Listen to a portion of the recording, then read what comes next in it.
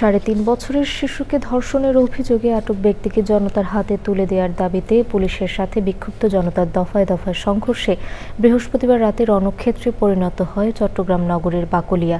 প্রায় ৬ ঘণ্টা অবরুদ্ধ থাকে পুলিশ। ভাঙচুরের পর আগুন দেয়া হয় পুলিশের গাড়িতে। আইনশৃঙ্খলা বাহিনী কৌশলে অভিযুক্ত ব্যক্তিকে হেফাজতে নিলেও সহিংসতা তার পরেও চলে। পুলিশ টিয়ারশেল, সাউন্ড গ্রেনেড ও ফাঁকা গুলি ছুড়ে পরিস্থিতি নিয়ন্ত্রণের চেষ্টা করে। এতে গুলিবিদ্ধ হয়ে আহত হয়েছেন ২ সাংবাদিক। চট্টগ্রাম থেকে চৌধুরী ফরিদের পাঠানো তথ্য, জাভেদ হোসেন রিপনের ক্যামেরায় নাফিস ইফতেখারের রিপোর্ট।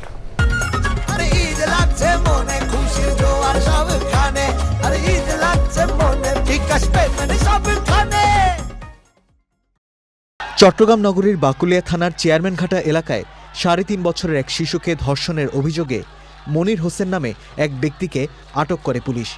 বৃহস্পতিবার বিকেলে তাকে থানায় নেওয়ার সময় বিক্ষুব্ধ জনতা অভিযুক্তকে নিজেদের হাতে তুলে দেওয়ার দাবি জানায়। এক পর্যায়ে শত শত মানুষ পুলিশের গাড়ি ঘিরে ফেলেন। পরিস্থিতি নিয়ন্ত্রণে অতিরিক্ত পুলিশ মোতায়েন করা হয়।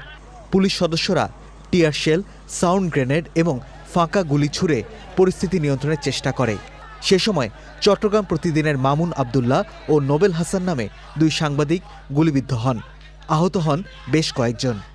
গুলির মতন কি একটা এসে আমার দুটা পেটে এবং হচ্ছে যে কোমরের উপরে পেটে এবং হচ্ছে যে থাইয়ের মধ্যে আঘাত লাগে। আমি প্রথমে কোনো কিছু অনুভব করি না।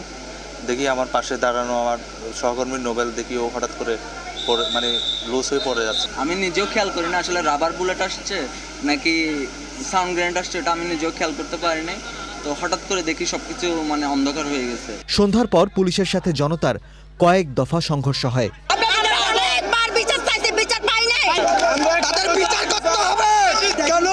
আমার পাবলিকের উপর গুলি করা হচ্ছে, কেন আমার পাবলিকের উপর লাঠিচার্জ করা হচ্ছে।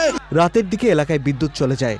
সে সময় আইনশৃঙ্খলা রক্ষাকারী বাহিনী লাঠিচার্জ, টিয়ারশেল ও ফাঁকা গুলি করে কৌশলে অভিযুক্তকে ঘটনাস্থল থেকে সরিয়ে নিজেদের হেফাজতে নেয়। তবে যাওয়ার পথে শাহ আমানত সেতু সড়কে পুলিশের সাথে জনতার পুনরায় সংঘর্ষ হয়, যা গভীর রাত পর্যন্ত চলে। আগুন দেওয়া হয় পুলিশের গাড়িসহ বেশ কিছু যানবাহনে। রাতে আহতদের দেখতে হাসপাতালে যান চট্টগ্রাম সিটি কর্পোরেশনের মেয়র। এ ঘটনায় সাধারণ জনতার সাথে মিলে একটি মহল সহিংসতা ঘটিয়েছে বলে দাবি করেছে police. Nafis Iftekhar, channel I.